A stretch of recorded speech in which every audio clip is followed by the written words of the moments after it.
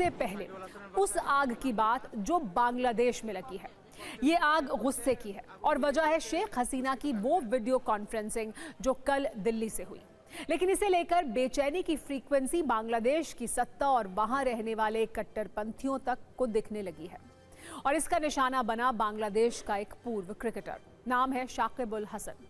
बांग्लादेश के जाने माने क्रिकेटर रहे शाकिब उल हसन के मगुरा शहर में बने घर पर कल रात लोगों की भीड़ टूट पड़ी, जिनके हाथों में पत्थर और पेट्रोल बम थे। लोगों ने उनके घर पर हमला कर दिया, आग लगाने की कोशिश की गई और वजह यह थी कि कुछ देर पहले शाकिब उल हसन श्रीलंका से पूर्व प्रधानमंत्री शेख हसीना की वर्चुअल प्रेस कॉन्फ्रेंस में जुड़े थे, जिसके बाद बांग्लादेश में कई जगह प्रदर्शन हुए। तभी कुछ हमलावर करीब 9 बजे शाकिब उल हसन के घर पहुंच गए, पत्थर फेंकने लगे। कुछ लोग कोल्ड ड्रिंक की बोतल में पेट्रोल भर कर लाए थे, जो उनके घर पर मारे गए। अब आपको वो तस्वीर भी दिखाते हैं जिसे देखने के बाद बांग्लादेश में बैठे लोग शाकिब उल हसन को लेकर गुस्से से लाल हो गए और कुछ कट्टरपंथियों ने उनके घर पर धावा बोल दिया। कल शेख हसीना ने वर्चुअल कॉन्फ्रेंस के जरिए करीब 25 मिनट का भाषण दिया था। इस दौरान शेख हसीना के बेटे सजीव वाजेद जॉय, पूर्व शिक्षा मंत्री मुहिबुल हसन चौधरी मौजूद थे, जबकि एक स्क्रीन में बांग्लादेश के पूर्व क्रिकेटर शाकिब उल हसन भी नजर आ रहे थे। हालांकि शाकिब ने पूरी कॉन्फ्रेंस में एक भी शब्द नहीं कहा, वो बस इससे जुड़े हुए थे और शेख हसीना को सुन रहे थे। बांग्लादेश में उनकी इसी तस्वीर को देखकर लोग भड़क गए। अब सवाल यह है कि जिस शाकिब उल हसन को पूरा बांग्लादेश कभी नेशनल हीरो की तरह देखता था, वो शाकिब आज बांग्लादेश में विलन कैसे बन गए? इसके लिए हम आपको कुछ तस्वीरें और वीडियो दिखाते हैं जिसमें इस सवाल का जवाब भी है। इसकी सबसे बड़ी वजह है शेख हसीना के साथ शाकिब उल हसन और उनके परिवार की नज़दीकियाँ। असल में क्रिकेटर रहते हुए शाकिब 2023 में शेख हसीना की पार्टी आवामी लीग में शामिल हो गए थे और वर्ष 2024 के चुनाव में सांसद भी बन गए। इसीलिए जैसे ही शेख हसीना की सत्ता गई, शाकिब उल हसन पर कट्टरपंथियों के साथ सरकारी कट्टरता के बाउंसर फेंके जाने लगे। उनके खिलाफ हत्या, गबन, धोखाधड़ी, मनी लॉन्ड्रिंग समेत कई मामले दर्ज किए गए।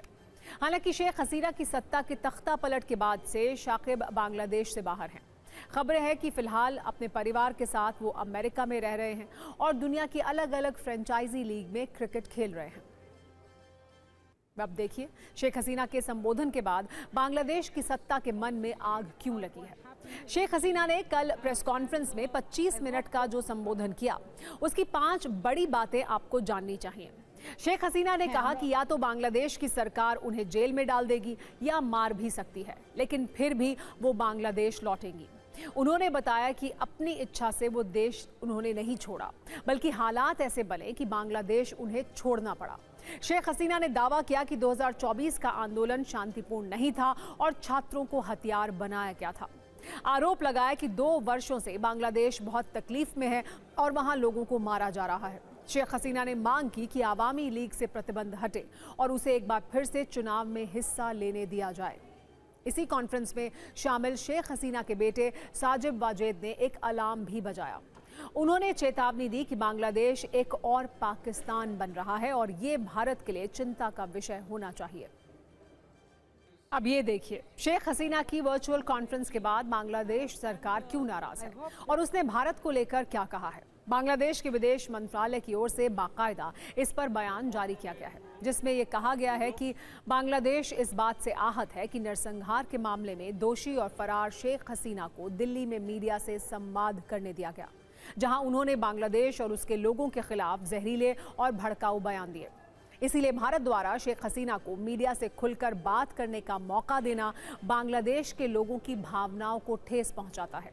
इससे भारत बांग्लादेश के सौहार्दपूर्ण द्विपक्षीय संबंधों पर भी नकारात्मक असर पड़ सकता है। बांग्लादेश के अनुसार ये सब तब हुआ जब भारत को पहले ही नतीजों से आगाह कर दिया गया था।